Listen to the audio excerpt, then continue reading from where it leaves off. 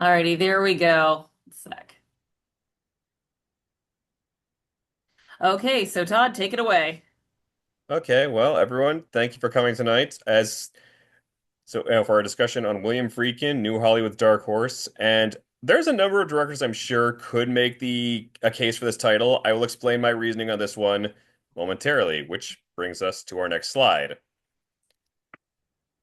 So, why did I pick William Friedkin for this year's pick? There are two reasons for this.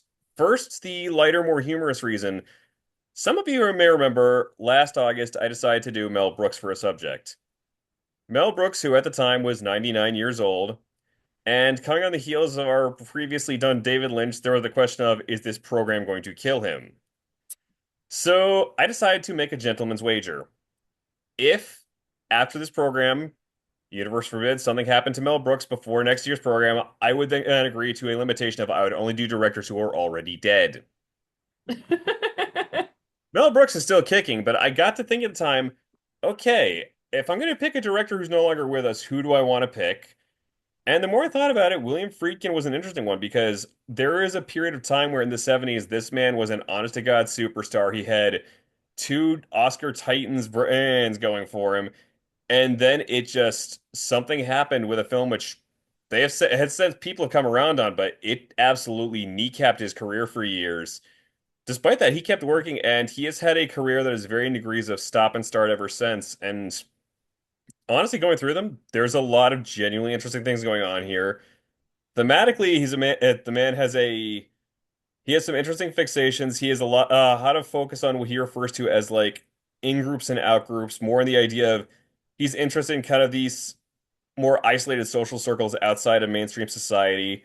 One of these, which will come up a lot, is his very, very complicated relationship with law enforcement. We will get to that further as we go along.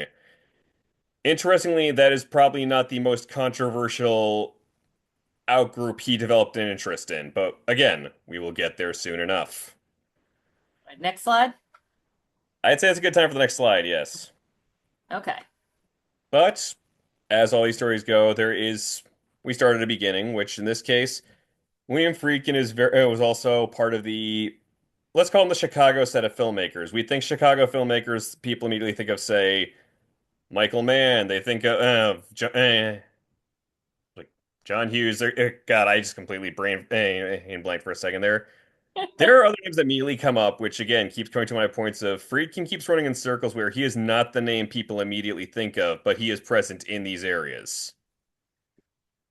This is in terms of how this relates to his career. It's often to start because he wasn't exactly exceptionally. It's like he didn't start out deciding I'm going to be a filmmaker. He had a love of film, care of his mother taking him to movies as very early on. He actually kind of admits his first few experiences kind of freaked him out just because he's a little guy. It's like he's a little child in a big dark theater, and it's an overwhelming sensation at first. But he initially didn't really have, it's like going through school, he just kind of was an average student who really wasn't sure what he wanted to do. He initially thought maybe going to basketball, which is another one of his loves of his life, but he was not really physically cut out for it. His first steps into film kind of came by chance where he was looking through a newspaper. He saw an ad for an interview with a television station. And he went, okay, I could do this mailroom work. And he actually went in for an interview. And I got the specifics pulled up here. I'm pulling up the exact line because there is an interesting story that goes with this. He went to an interview at the Chicago's WGN TV news station and went in, gave the interview, went pretty well. As he's leaving, the guy it's like he's offered a job. As he's leaving, the new boss goes, oh, it's like, and I'm going to use this exact quote here. Before I left, the new boss said, "By the way, kid, are you stupid?" I asked what he meant. He said, "Do you have a copy of the ad you brought here?" I did. He looked at it and laughed before pointing. "What address is this?" The address was 448 North Michigan. This man basically went into the wrong building where they weren't even hiring, gave a job interview, and he still got hired. There's a certain weird luck that comes throughout his career, and that it kicks off right there. Because basically, it's he in that moment he is just absolutely embarrassed. But the guy's like, you know what? I like you. We're gonna get you started in the mailroom. And from there, he just this actually turned into one area where for a guy who admitted he wasn't super attentive in school, he took to this. He watched people at work, he became fascinated with what they were doing. A couple of more senior people took them under his wing, and he basically learned all the tricks of the trade literally as he went. He went from working in the mailroom to he wound up becoming a live director, and eventually he got tasked to do some documentary work, which became basically where he first started making his mark. And of that list of his TV documentaries, there are two titles I want to point out specifically. The first of these is The People versus Paul Crump, which is a movie that one actually is the one that really put him on the map. He actually didn't initially do it for the network. The idea was pitched to him independently. And this was regarding the man in question, Paul Crump, was a man who was on death row. And there was a group that was basically trying to at his case. They obviously realized they couldn't get this guy completely cleared, but they at least figured maybe they could get his sentence commuted. So they made this documentary, and Friedkin, by his own admission, is like there are certain things he did here, which was he was going for a more dramatic effect than necessarily just complete by the facts dry presentation. And people noticed it. That craft actually really got some attention. And well, they never actually got to air the documentary. It got in front of the right eyes where it said it is likely this did kind of help make the case to get the man's sentence commuted to life. Because, yeah, he managed to avoid a death sentence. Unfortunately, it also turned out later the man developed some mental issues in prison, which they left Friedkin with some complicated feelings about the whole subject. But at the time, he was very convinced. It's like he was very convinced this guy should not face the death penalty. Those complicated feelings we will come to briefly later. It's not a film I'm going to go into fully because personally I wouldn't recommend it, but I still will mention it in the larger arc of his career. The other on this Also, list, sorry, go I was ahead. going to say I'm seeing the thin blue line as in the very Earl Morris documentary. It's the same title, but not unfortunately, it is not Oh. the Errol Morris one. This actually, though, does kind of fit into some of his later work because the entire idea of this documentary was they had him implanted working with some of the local Chicago police. And on the one hand, yes, he developed kind of an interest in sort of the like interior world they had set up for themselves. But at the same time, that also meant he had a bird's eye view to the fact that there's a lot of kind of not great stuff they would do. Like I said, his relationship with the police is a very complicated one. And actually, some of that goes into his family. Let me actually pull up the note on that one. Because actually, so he did have a relative who there is no polite way to say it. Even by his own descriptor, the man was a dirty cop. It was an uncle on his mother's side who wound up he was as like he wound up working with the mob. So again, it's an interesting balance he works out with that, and I'd say we can move on to our next slide from there. Alrighty. So from the documentaries, he did some television work. He did a couple of it's like he did some programs, including he got to direct the final episode of the Alfred Hitchcock Hour. He met Hitchcock, who at the time just kind of completely dismissed and wasn't terribly impressed with him. Well, okay, that's not entirely true. He liked the work. As a person, he didn't think much of Friedkin. Following that work, he did get approached to make his first feature film. Good Times is I'm gonna be honest, the main reason I gave it a slide is more because it's a famous first here. As his movies go, it's pretty unremarkable. It is interesting just for the idea that this man got his start. The man who directed films like The Exorcist and The French Connection got his feature start on a vehicle for Sonny and Cher, and it is basically a giant sketch comedy movie. And I mean, there are some things that kind of going forward. George Sanders is kind of a fun supporting role, but honestly, its biggest mark is behind the camera, where this marked what became a running theme in Friedkin's work as a film director of, let's call them unconventional methods used. He never goes to the level of, say, the full-blown Jonathan Landis. There is one moment coming up where he looked back at it and went like, luckily no one got hurt, but if I had to do this over again, I would not do this. But we'll get to that shortly.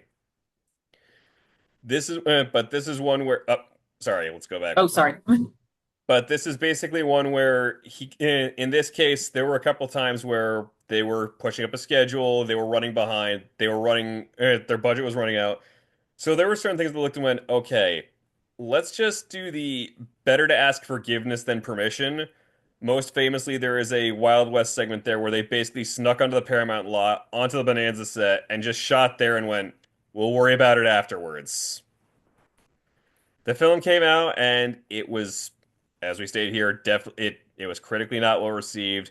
As Friedkin puts it, by the time it came out, Sonny and Cher was kind of on the way out, so it wasn't even like it was a box office success. The nice thing you can say for it is like it was not one of his best movies, but he had a lot of fun making it. Well, and at least Cher went on to better films. That's actually kind of those other fun things about this. Like hearing him talk about that at the time, he had a good rapport with Sonny. He admitted at the time he didn't think much of Cher. He looked back later and went, "Nope, I was wrong. She completely showed me." And from there, I mean, this film at least got in front of the right eyes to get him some new work, which brings us to our next slide. And so there's a slight caveat here. This was actually not his second film. After this, he got approached by Norman Lear to make the movie The Night They Raided Minsky's. This was a case of he kind of realized pretty early on, as much as he liked the idea of being able to work for Norman Lear, he realized I'm out of my element here. I don't know the tone he wants for this. There's what I want to do, and there's what he's trying to get me to do, and we're not quite meshing. As he tells it, there was a point where he flat out just politely asked Norman Lear, "Could you fire me?" That was how much he realized I'm not fit for this project. As it was finishing up, he wound up going to a production of the Harold Pinter play The Birthday Party. He was he was quite taken with it. He actually reached out to Pinter for permission to do an adaptation of it. And despite the fact that both Friedkin and Pinter are kind of famously prickly individuals, they hit it off. They actually he managed to convince Pinter, who was happy to work with him, and apparently after this, they stayed friends for decades. Like up until Pinter's death, they were still on good terms. But this also meant his attention was starting to get focused more here. He was getting more involved with this, and Minsky's was kind of taking the back seat for him. By the time Minsky's had finished with General Shooting, he was like, "Okay, I'm out. You guys edit this. I'm gonna go make this other movie."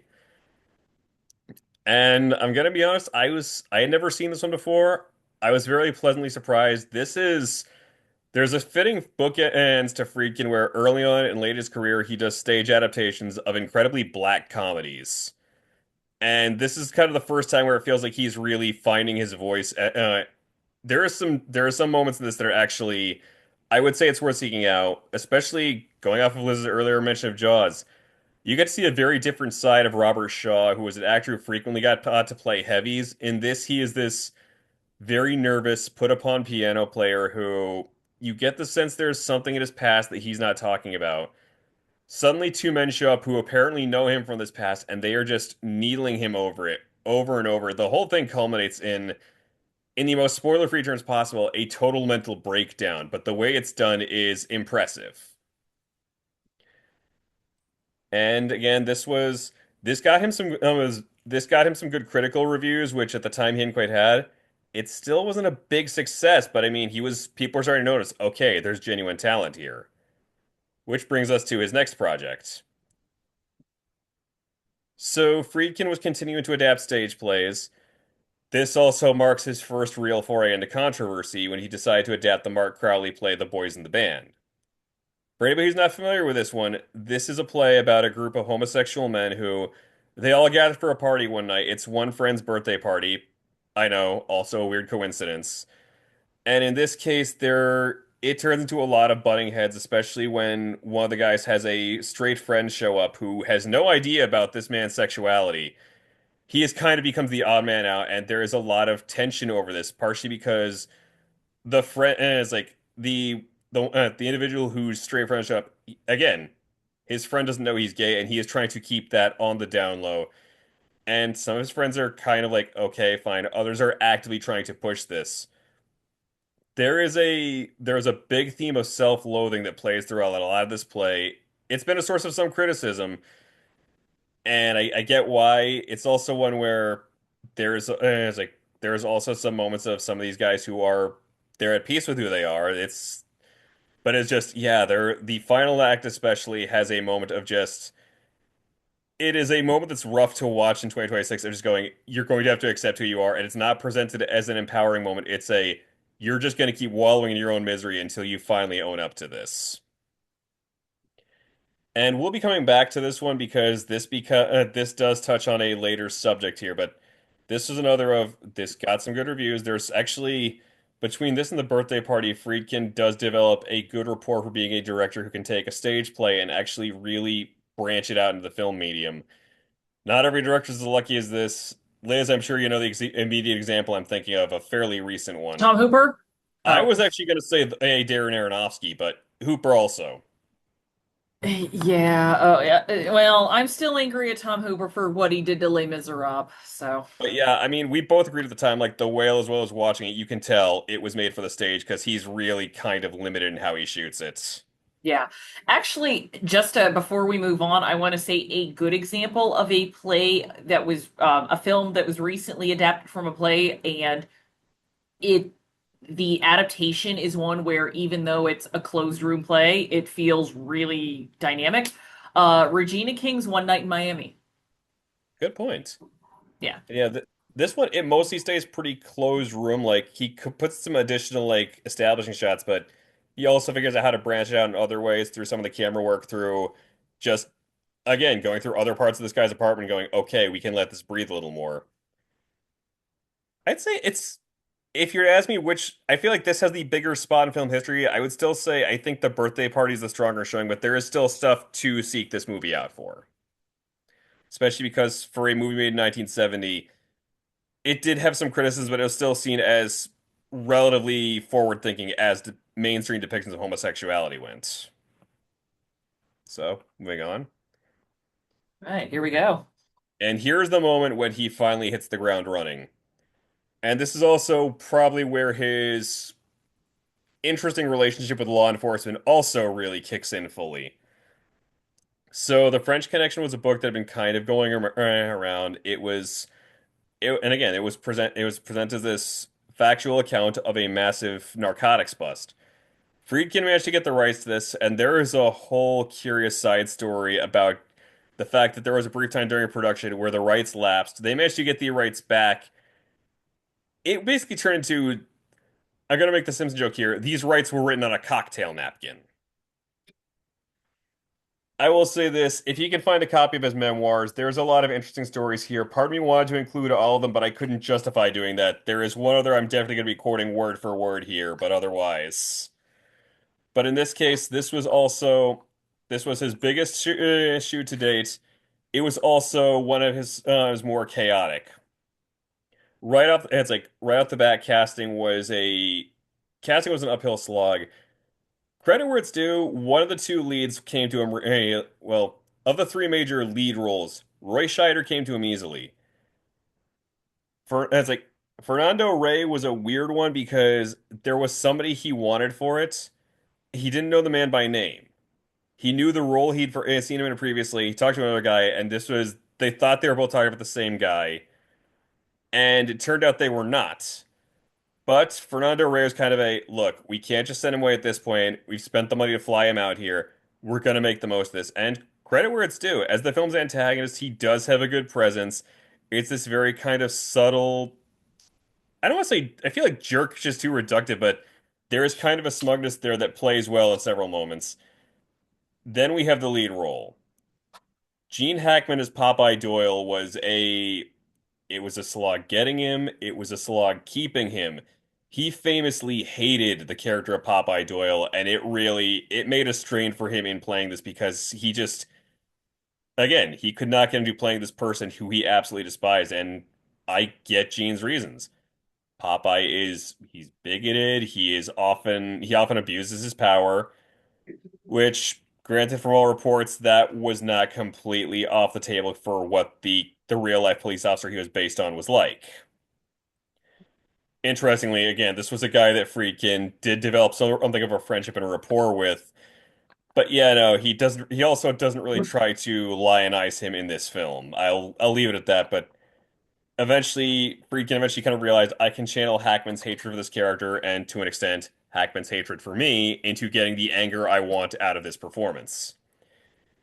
Probably one of the other more chaotic elements of this shoot is also probably one of the most famous scenes in the movie. It's the extensive car chase where Doyle chases the suspect gets onto a train, and Doyle is chasing it in a car. This is a sequence which is varying degrees of looking back, no studio in their right mind would have let this happen. There are things like the fact that several of the stunts are pulled off on, they didn't really cordon off roads. They obviously were still careful to try to avoid letting is jeopardizing people, but there were moments where you can look back and went, what I did here was really unprofessional and really dangerous. And he's not just counting the fact that there were several scenes of that filming where he is sitting in the back seat with the camera because the regular camera guy was like, "Nuh-uh, I'm not doing this. You go in there. I'm not touching this." The other part of this came to part the climax of the scene where a train driver has a heart attack, basically leans on the controls, the train comes to a crashing halt, which is a nice idea in a film, but if you're trying to get that on an actual, you're trying to do that like with the actual train, that turns into someone could potentially lose their job over this. Someone actually did because the way Freakin tells it, they were talking to this guy like, "Look, what would it take for you to agree to help us do this one shot?" The guy answered, and I'm gonna paraphrase here, it's roughly around the lines like $10,000 and a ticket to Aruba, because he basically knew I agree to do this. That's it. I'm never working this job again, so I might as well at least get a really nice cash out. They agreed, and a famous sequence was born. It's again, Friedkin's and yen for verisimilitude kind of it gets some interesting places here. Another standout being there's a sequence in the movie where they're doing a chemical test to verify the purity of a batch of heroin.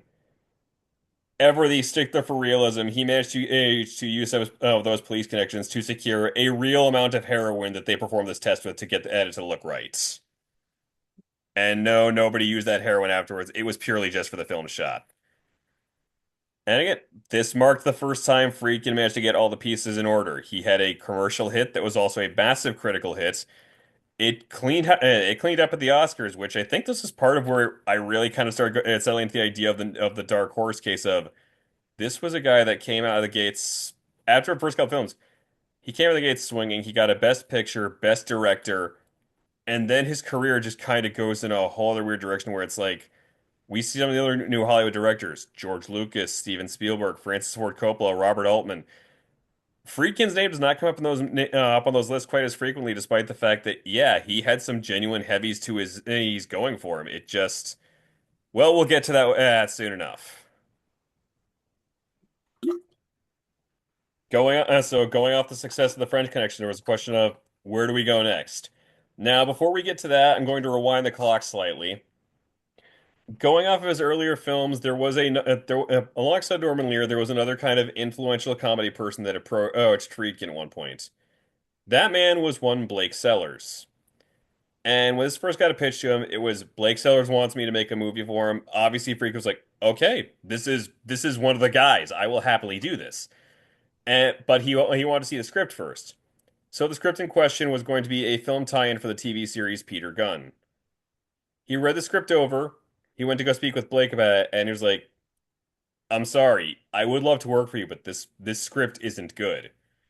And it's like Blake Edwards just flat out asked him, "Okay, what doesn't work about this?" And Friedkin kind of went through. There was a particular sequence he went over like and he kind of went beat for beat why this doesn't work. Edwards initially decided to kind of call his bluff, going, "I actually have the writer here if you'd like to tell him this." And so Friedkin was kind of like, "Okay, I'm in it now." He just explained to the writer, same thing. Obviously, this project didn't happen. As he was leaving, the writer came up to us afterwards. And he was like, and the writer just flat out went, "No, you were right. This sequence doesn't work. I'm glad you were the one to say it." The writer in question was William Peter Blatty, and that encounter stuck with him so much that years later, when the time came to adapt his own best-selling novel, The Exorcist, he Friedkin was his first choice. He was like, "This is the guy I want to make this movie." Funny enough, when he first pitched it to him, and once again, Friedkin was like, "Okay, I'm interested. Send me your script." He read the script and he called Blatty back going, "What happened here? You had this really good novel. I loved this novel. Your script is completely different. Go back. Go back to your source material. Write this like the novel. You've already got all you need right here." Because Blatty went through and he completely revamped a lot of it.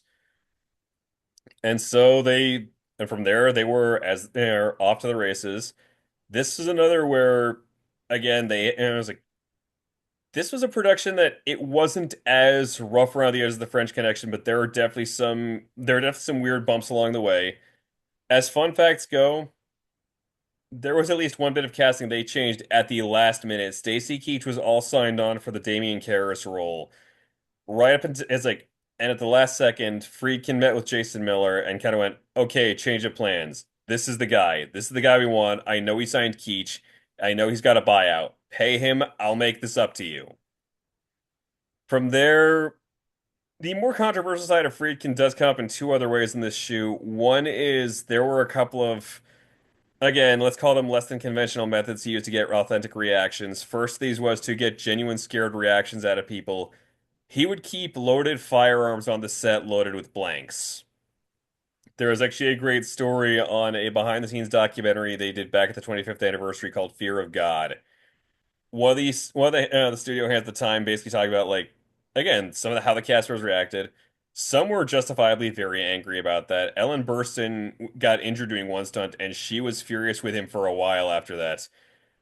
Max von Sydow, as he tells it at one point, came in one day, just very matter of fact, just that's a so where are the guns here today?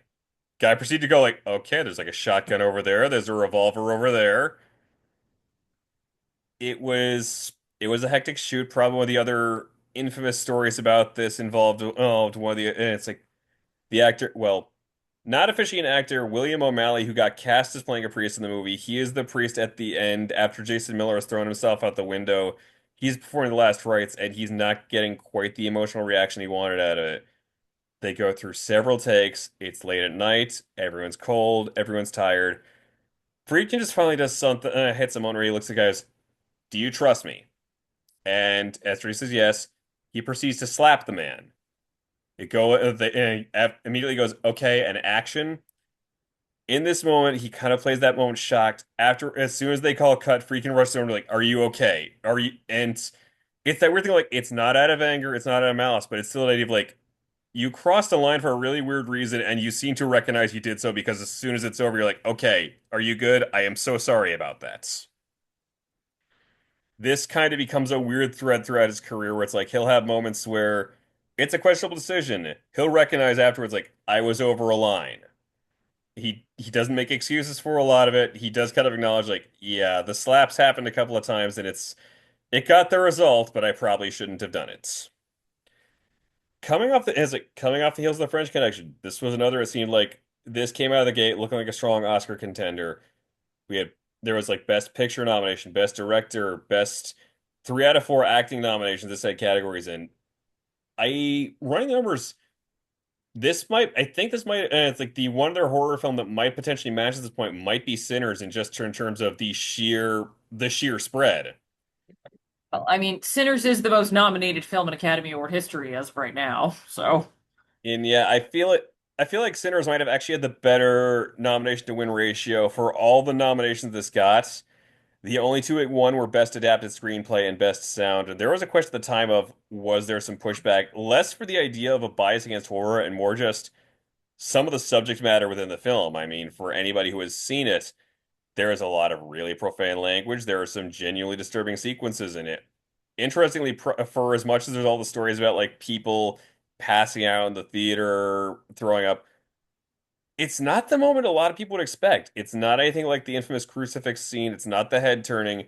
It is one of the early scenes of Reagan and undergoing a medical test that is seen as like that was the breaking point for a lot of audience members because that was I mean, it's a kind of rough, unpleasant sequence to watch just because that's not a medical scene you usually see in film, and I get why probably for some people it's oh my God, they're showing this.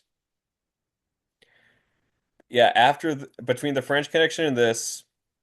Friedkin was at the proverbial blank check moment. He now could do whatever he wanted, and for a few years there, he genuinely wasn't sure what he wanted to do next. What happened? Well, this is a little bit of a some good, some bad. Moving on to the next slide. So, as he was trying to figure out his next plan of where he wanted to go, he got reached out to by Francis Ford Coppola and Peter Bogdanovich. They want to try and kind of Coppola had always had a dream of kind of doing a by the artists for the artists sort of studio, which is a noble idea, except it's also one where you kind of need some people to run the business. In this case, they kind of made the mistake of reaching out to a.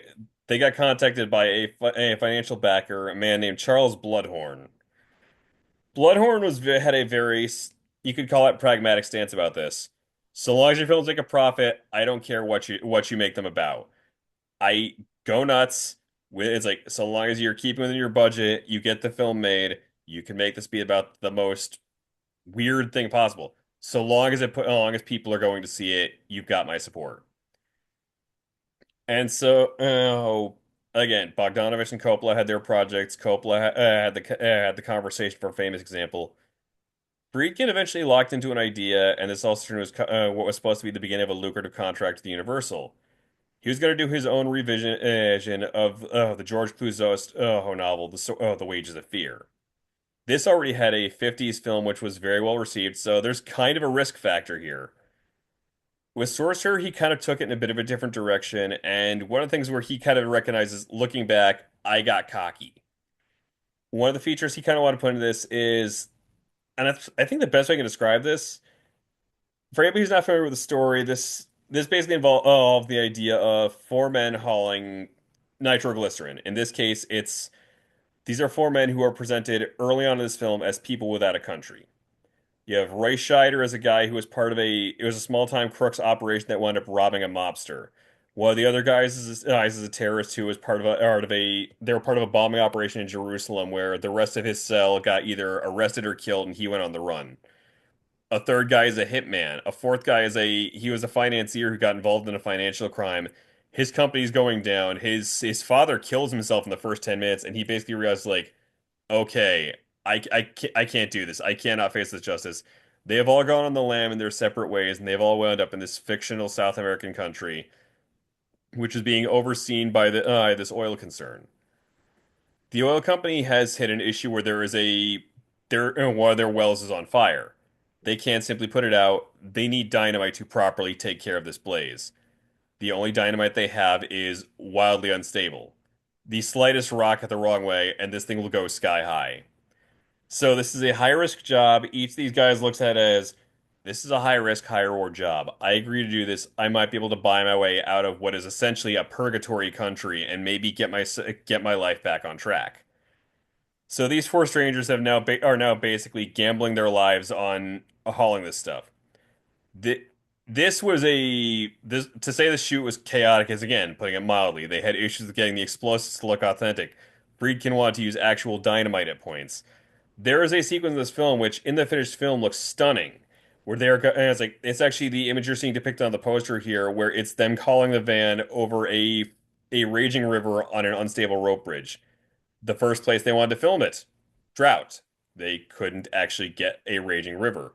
Okay, there's another place in Mexico. It's the rivers are still running there. We can do this. Okay, pull up stakes. Get us to this river. They get out there.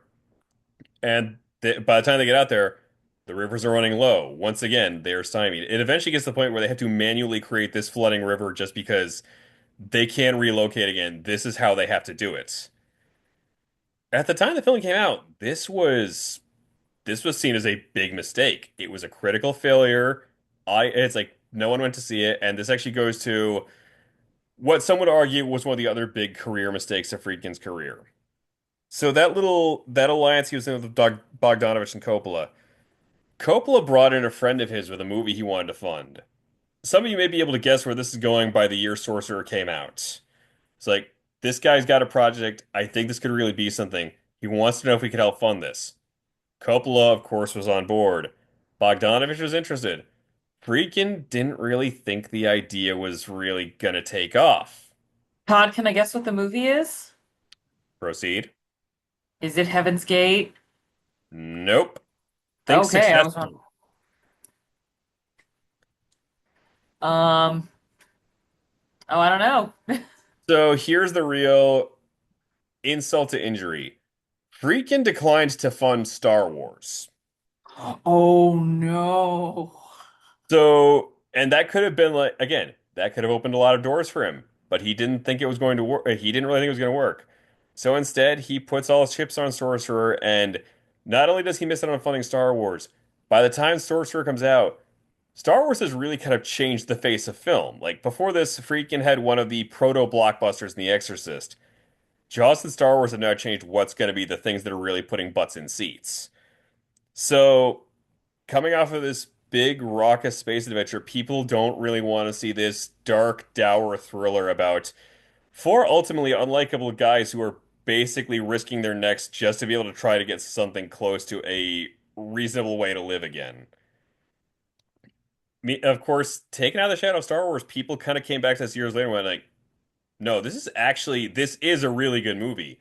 It was just it had some of the worst possible timing, and I'm gonna join them on this. I'd say if there is any movie that you see for the first time coming to this program, Sorcerer is the one I'd say seek out.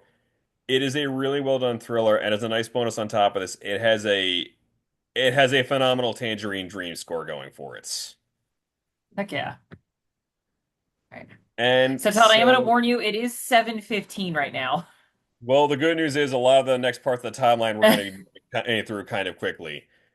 So Okay. again, this movie was a major dud. His Universal contract started to dry up quick. And he was still able to get some work after this. He had the Brinks job afterwards, which was a marginal success. It has some nice on-location shooting in Boston, but that isn't really what his next major mark is. It's the one that came after the Brinks job, which brings us to Cruising. Directed by William Friedkin. So this is a film he'd circled Oracle at one point before this, and as he tells it in his memoir, there was a point where Steven Spielberg actually almost picked this movie up. Yeah, so this novel has been kind of battered around for a while by a couple of people. It is loosely based on a series of actual murders among the New York gay community, and this is one where he decided to come back to this, and this. Oh God, in terms of Friedkin and controversy, it does not get any more intense than this. This was a movie this was getting protested at the time it was being filmed, which leads to a weird fun fact. There were two films being made in New York at the time that were they had a potential footprint with the gay community. One of these was Cruising. The other was the Village People vehicle You Can't Stop the Music that wound up sometimes accidentally being a subject of protest because they thought that they were filming Cruising at the time. I suppose Friedkin got the last laugh in that his film is still much more remembered than You Can't Stop the Music, but everything in perspective.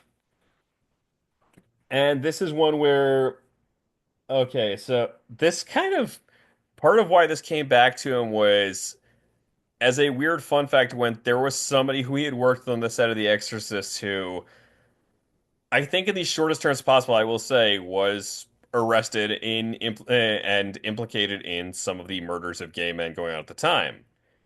Friedkin went to go see him in prison, and as this guy told it, yes, he confessed some of the murders. He was also made a plea bargain by the New York police of, we've got these other unsolved murders. If you agree to confess to these as well, we'll reduce your sentence. Which, in the event anybody here has actually seen the movie Cruising, that is a twist Friedkin worked in. I'll be coming to that bit more shortly.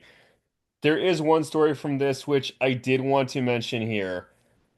So, one of the kind of interesting twists about all this was the fact that Friedkin actually got permission to film several scenes of this movie within some of the secretive New York leather club scene.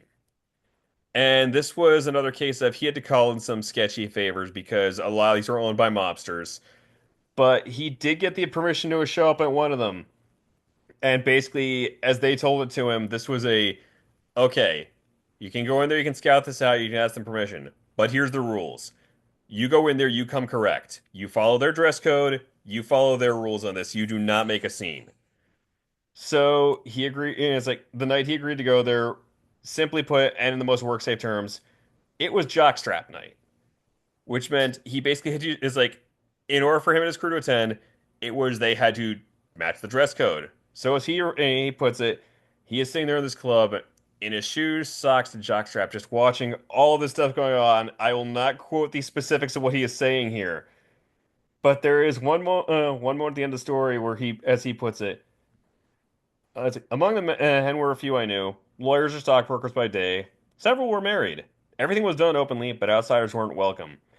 I think Wally spread the word so no one bothered me or Mort.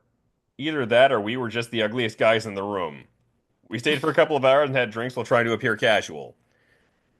Credit worth. One of the other things I will say is kind of fun about reading William Friedkin's memoirs is this is a man who will regularly take the mickey out of himself in moments like that. Mm. But going back to that plea bargain thing, one of the interesting things about this, because people know about this movie predominantly for the controversy over its depiction of homosexuality and the fact that the gay community famously lobbied against the movie because they were worried it was going to be a stigmatizing effect, which it's a valid concern, and it would continue for years after this, as we've previously discussed regarding Silence of the Lambs. But one of the elements that kind of gets forgotten about is like that kind of gets lost in that is alongside its depiction of the gay community, this movie is, as Friedkin's depictions of law enforcement go, this is probably his most scathing of them. They're presented throughout this movie. For anybody who's not familiar with the story of this one, Al Pacino plays an up-and-coming cop who is offered a chance to at basically being busted up to detective if he agrees to take this job, which is he matches the physical type for what the man who is doing all these killings in the gay community is looking for. So they're basically telling him, "Would you agree to go undercover within this leather scene and potentially try and flush out this killer?" And it's like, and for him, it's the whole thing of he starts having an identity crisis over some of the things he's doing at this job. But there's also a subplot involving Paul Sorvino as this police captain who is basically watching these investigations going on. And for him, it's the motivation of this is getting more out of hand. We need to get this thing out of hang under control. And it's the question of do we want this done right or do we want this done fast? There is a whole subplot involving another police officer who's abusing his authority. That at first Sorvino thinks the guy who's reporting this to him is like, okay, this is just a crossdresser. I don't need to listen to him. By the end, we start realizing, oh no, this guy's been telling me the truth the whole time, and I can't do anything about it now. Again, this is not a flattering depiction of law enforcement. It is an interesting piece of filmography. It's definitely not one for everybody. This is probably the most not for everybody out of Friedkin's entire filmography. But it is one where I'd say there is definitely a number of commendable elements in it. Just for heaven's sake, know what you're getting into first. Which, speaking of, now's as good a time as any to unpack some of that controversy. Next. On So, that slide? yep. So it turned out this actually, it wasn't like all of a sudden Friedkin was not on the gay community's radar before this. There had been some questions going back to The Boys in the Band, which even before he'd actually picked up the film version, that play had some criticism in some circles because they felt it dealt in a lot of very broad archetypes. So you'd have, as they had terms like the Butch, the Nelly, the passing, as it were, the one who passed off as like the classic straight guy in the streets type of thing. And again, it's one where, depending how you come at it, yeah, I can see both how some would say it's progressive and some would say it's regressive. It's all a matter of perspective. Cruising was already, and it's like, and this already kind of put Friedkin on the radar of Village Voice writer Arthur Bell, who wound up becoming one of the most prominent people leading the charge against cruising. As far as Friedkin himself goes, he's always had kind of a curious relationship as far as he didn't actually set out to become the gay director. He's never really been against the community. He's actually kind of again, this is a guy who's kind of fascinated with like in groups and out groups, so he kind of as a guy who kind of saw himself as an outsider, he almost felt this sort of kinship in some regards to that. There is a story he's told about one time he kind of tried it himself and realized like, no, this isn't for me. But it's one of those things where I think the nicest way to put it is this is a guy who didn't quite realize just because you're an outsider in one group doesn't mean you're an outsider in another group. And so his heart's in the right place, but he kind of doesn't quite realize you're probably not the guy to be telling these stories. And I mean, there is still some elements in both those movies where it's like, you got some things right, you got some things wrong. They're an interesting piece of film history. They're not full-blown hate-filled screeds, but go in accordingly is I think the nicest way to put it. Just read up, plan and ahead. But following this, the 80s was the 80s got off to a little bit more of a rocky start. Following up on Cruising, he then went on to do Deal of the Century, which is you can skip Deal of the Century. There is the most I could say for is like this is a movie I think you could justify a remake on. The subject matter is still very fresh, but the movie itself is not good. Wasn't But that like the one movie Friedkin's like, I'm not talking about it and just doesn't mention it in his book? no, he does kind of discuss it. The Guardian is one of the ones he skips over though. Okay. But you could be reasonable for believing that considering it involved working with Chevy Chase, a director who famously most directors are one and done on for a reason. Yeah, it's they're like the fact it's a story about like the military industrial complex, arms dealers, drone warfare, it's like there's still a lot of tread on this tire. The finished film itself just like it's not there. Do you need me to move the slide over or? We can move on to the next slide because yeah, we're skipping right past Deal of the Century to Yeah. To Live and Die in LA. Now this is one I would say seek out. This is up there on his better movies. It's also his last honest to God, it's a clear hit movie for him. This is also kind of the last of his real dig into law enforcement movies, and another where it's a critical view of them. In this case, it's the Department of the Treasury, and you got William Peterson is basically kind of you could almost read this as kind of Friedkin's critique of like the dirty Harry style renegade cop types. This guy is a thrill seeker who works in the Treasury who basically his big driving force of this movie is his partner gets killed while they're chasing down a counterfeiter, and for him it becomes I'm gonna get this counterfeiter no matter what it takes. And as the movie goes on, he gets increasingly more, his actions get increasingly more questionable to the point where by the end, his partners are going, we have flat out committed crimes. This has to stop. And in the most spoiler-free way possible, I will say the ending of this movie was one which they basically decided they were going to end it the way they're going to end this as they were filming it because Friedkin looked and went, I'm looking at the arc of this character, and it's just this guy has crossed too many lines. I can't give him a happy ending. There has to be some comeuppance for all of this. And I will not. It's like there were a couple of variations they did of this where it's basically the idea of like this guy does not get to come out looking like the big hero, and I'll just leave it at that. Again, it's worth seeing. Besides Peterson, there's a great early Willem Dafoe performance in it. The other stand up behind the scenes thing about this movie is, like I said, this is a movie about counterfeiting. And much like Friedkin's earlier stunt with an actual bit of heroin, they went and consulted with real counterfeiters because they wanted the process to look as authentic as possible. This led to an incident where a few of the knockoff off 20s got taken off the set by someone whose kid then found them and tried to pass them off at a store, which then meant the police then arrested them over a counterfeit charge that then had to get sorted out by housing. No, we're not actually trying to counterfeit money. These are just props for a movie. But again, this is I'd say again, this is something like if there was a list of say top five, this is one to seek out. It's actually currently streaming. I think it's Tubi, but yeah, this it's really not much else I could say. It's like this was an honest to God, this was his last really shining moment as a filmmaker. There's still good stuff that comes after this, but he never quite has it quite as put together as this again. Which brings us to our next. So the 90s roll around, and well, actually, there is one last hit from the 80s, which is another I'd say you could probably skip the movie Rampage, which is I know it said he'd kind of come back to his thoughts on the death penalty post People versus Paul Crump. Rampage is kind of his thought exercise on that, where it's the question of it's his character going, should we execute this man who is clearly insane? And the movie just goes increasingly more and more out of its way to make this man a violent psychopath. It's a movie that feels like it's trying to go for something, but by the time you get to the end, it's kind of like, I don't know what Friedkin's trying to say here. From there, he makes the 1990 horror movie The Guardian, which is, I'd say it's worth a watch, but it is not a good movie. It is a laughably stupid movie, is I think the nicest way I can put this. Sam Raimi was first pitched the movie as a thriller, and then Friedkin got it and turned to this ridiculous supernatural movie, and let's leave it at that. The rest of the 90s was marked by two films which were this I initially almost called this slide a tale of two misses because these are two films that both and when they came out, they were neither was well received, neither did well at the box office.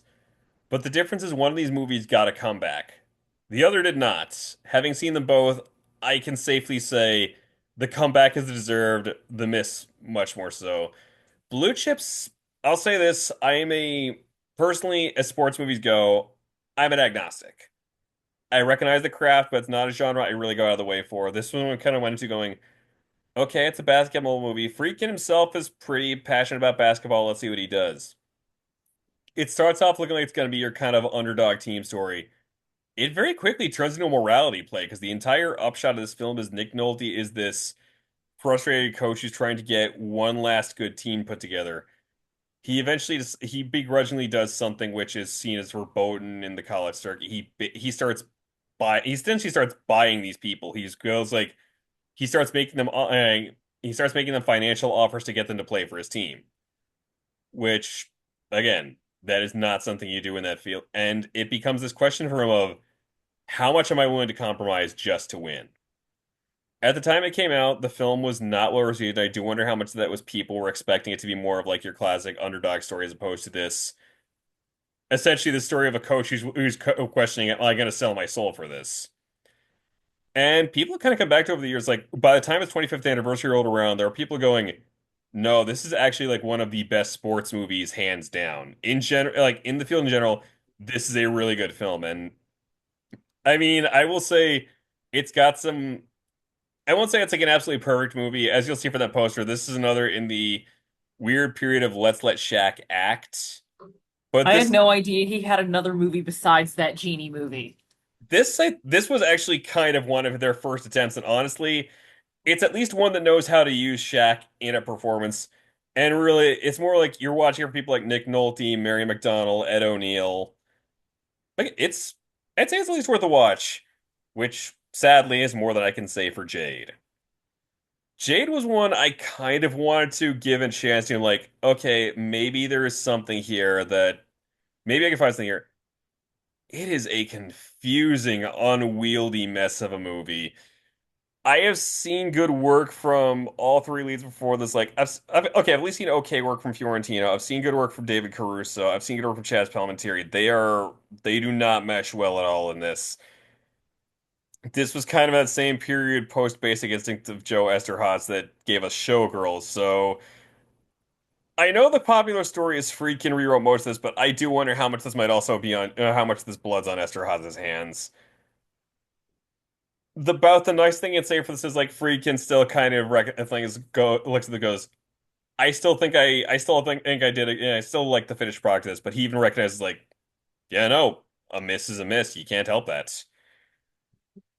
And so with that, he kind of went dormant for the rest of the 90s before kind of making a return in the 2000s. Before this final slide, there, will say it led to another interesting two-hander I almost gave a slide to. One was the political thriller Rules of Engagement, which rewatching it for this, it feels very weird remembering that it's a pre 9/11 movie because some of what it touches on is kind of a this feels like the kind of movie they would have made after the fact, both in terms of like Middle Eastern politics and the question of should we be questioning how our soldiers are conducting themselves overseas. Even stranger is he then follows this up with The Hunted, which is a story about Benicio del Toro as this special ops guy who was basically trained to be like a perfect killing machine. It's kind of a story that's been told 1,000 times over where he winds up going rogue. But it's interesting he goes through a film where it's like it's the entire idea of Samuel L. Jackson, the soldier who's being unfairly castigated, to a movie where it's Benicio del Toro is this soldier who is like, this guy can't turn it off.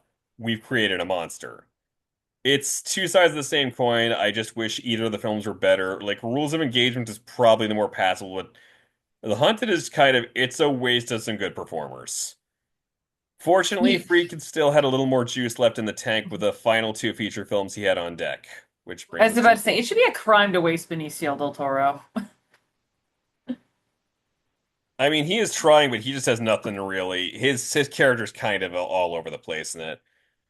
So one other interesting thing that kind of comes up during this period of time is Freakin starts finding out he's finding work in other areas, which we'll be coming to shortly after this. But around this time, he'd actually gotten into directing opera, which we'll be coming back to that at. But during one of these projects, someone came up to him and went, "There is this play going right now. You need to go see." It's a short. It's like it's this five-person closed room drama, and well, actually, it's a black comedy. I'll just say that. But he went to go see it. He loved it. The play in question was the Tracy Let's Play Bug. He loved it so much he went to see it a second time, and immediately after that, I was like, I could do something with this. He reached out to Tracy Letts and went, "Would you give me your permission to adapt this play to a film?" And at first, he didn't actually think it could work. So he's like, okay, I'll hear this guy out. And they actually hit it off. And so the film went into production. And so obviously they were in the studio, it's like studio end. You got people like Ashley Judd and Harry Connick Jr. Michael Shannon was the one Friedkin put his foot down on. If anybody is not familiar with the story, the entire thing involves, in particular, it's involving two people. One is a woman who's been kind of hiding out from her abusive ex-husband. The other is a Gulf War veteran who is it's like he's going through some paranoid delusions, and there's the question, a lot of it's played ambiguous to how much is like, is this all madness or is there maybe something to this? And these two meet and they basically kind of spiral inwards, just feeding off of one another's pain and delusion. Michael Shannon originated the role of Peter on stage, and Friedkin wanted him for it. And the overall movie's actually pretty good. Michael Shannon in that role is one of the big reasons to watch it. The biggest, and it's like it got good reviews. The big thing it kind of had going against it was, I think there's the best way to put it is it's kind of mismarketed. And while you can't see it as full size of the poster here, they very much lean into selling it as a horror movie, especially because they're selling it as from the director of The Exorcist. Again, this play is a black comedy. It doesn't feel like super gut burst laughter moment, but there is some really gallows humor about it. And I do wonder how it would have performed at the box office if they tried to pitch it more in that vein, because Friedkin can sell a comedy, he can sell a dark comedy. But again, this is a guy where after the string of failures he had post The Exorcist, it was kind of like his name didn't carry quite the same cachet, so they went back to, okay, what do people recognize this guy for? Exorcist, boom, we sell it as a horror movie. And following that, he decided he liked working with Tracy Letts enough. They did collaborate one more time. He did have another movie after this, but it was a made-for-TV movie. But this was his last feature film. This was an adaptation of another one of Tracy Letts' black comedies, Killer Joe. This one, I would say, if you only watch one of these, I'd say Bug is probably the better one to watch. Killer Joe does have some good things going for it. This might be my favorite Matthew McConaughey performance, which is saying something because he is a cold-blooded creep in this movie. And that's not a mode he traditionally gets cast in, but he is genuinely good at playing that. There is a moment in this which I will just put this in the most work safe terms. He menaces Gina Gershon with a piece of fried chicken that is uncomfortable to watch, and I'm kind of impressed how well it works. This was another where this didn't do as well at the box office, partially because they could not get a distributor. Most distributors were put off by just how genuinely dark, mean-spirited, and uncomfortable this movie was. To the point where Freakin' had to fight to not get an NC-17 rating. It finally had to settle for an unrated, which, again, Amy will tell you, unrated at the box office is kind of the kiss of death. Yeah. And this marked the end of his theatrical run, but not the end of his work. Alongside all this, which we can move on to the next slide. So alongside his film work, Friedkin continued to and he worked in his other mediums. He did other documentaries up to his last documentary released was a 2017 film called The Devil and Father Amorth, which was kind of him going back to the whole exorcism spirituality angle. He did work on television for besides the Hitchcock Hour. He did things up to including like the new Twilight Zone, Tales from the Crypt. He did episodes of. He did a number of made-for-TV films. He did a series of like action films called Project CAT or Project Cat. He also did made-for-TV adaptations of 12 Angry Men and his final film, which was a made-for-TV version of The Caine Mutiny, which unfortunately came out 2 months after his death. Besides those, he also did some music videos. The one I kind of did a double take on was he did the music video for Laura Branigan's Self-Control, which is probably one of the most immediately recognized songs out of the batch he worked with. And that bottom line, he developed an extensive body of work directing opera, which is funny because the way he tells it, he when he first went in, it was like, I don't know the first thing about this. We're like, just give it a shot. We'll help you get through this. And his he played this. It's like Savage Productions played to sold out shows. Like this snapshot here is from a production of Tales of Hoffman he did in so it's 2012, and again played to a sold out show. It was a hit. He could have kept going in this vein. It was actually kind of surprising they got hit. It's like it was kind of. I don't want to say it was by chance that he got seeing that Tracy Letts play and it got him back in the director's chair for film again. But yeah, this made up a lot of his later work up until I suppose move on to let's call it the downer slide of the night. Aw. So this is one where I will allow myself another bit of gallows humor going back to how we started this program. So strictly speaking, you couldn't really accuse me of killing William Friedkin for this program because this man had his first heart attack before I was even born. And so yeah, he'd had a history of some cardiac issues over the years. He had his first heart attack in 1980, presumably coming off of the degree of stress that he'd been dealing with from making Sorcerer, which again, that took a lot out of him. It would take a lot out of anybody. He did have another. It's like he did have another cardiac incident. It's like roughly around the 2000s. That's for a while there. He initiated the question of like, is this it? Is this the end of my career? Am I just going to live out the rest of my days? But before he kind of bounced back, and then in August of 2023, he had his third heart attack. And while he was staying in the hospital, he then also developed pneumonia, and that's all she wrote. It was kind of, and it was kind of an unfortunate end, but at the same time, it's looking back, I mean, he still had to really, it is an interesting body of work. Not all of it works, but it's like for as much as the man only really seems to get remembered for like two or three movies, and it's like there is a lot there to recommend. Again, I skipped several movies, which I would say you could probably pretty guiltlessly miss, but there's a lot here that I would say, are worth going back to check out. And with that, we open the door to any questions and answers before we wrap up. Yeah, if anyone has questions, you can put them in the chat. Or if anybody wants any recommendations, where to start, or has anyone seen any of his movies beyond The Exorcist? Because I feel like that's the one everyone's seen. And I think that's kind of what was the brought up the Dark Horse thing was like he it's like there's no denying the influence that film has had, and there's something just kind of strange to the idea of like he made a film which cast such a massive shadow, and he did not again just he's still not immediately in the conversation as readily as a lot of his peers are. Yeah. I'd almost kind of say like bringing up Star Wars.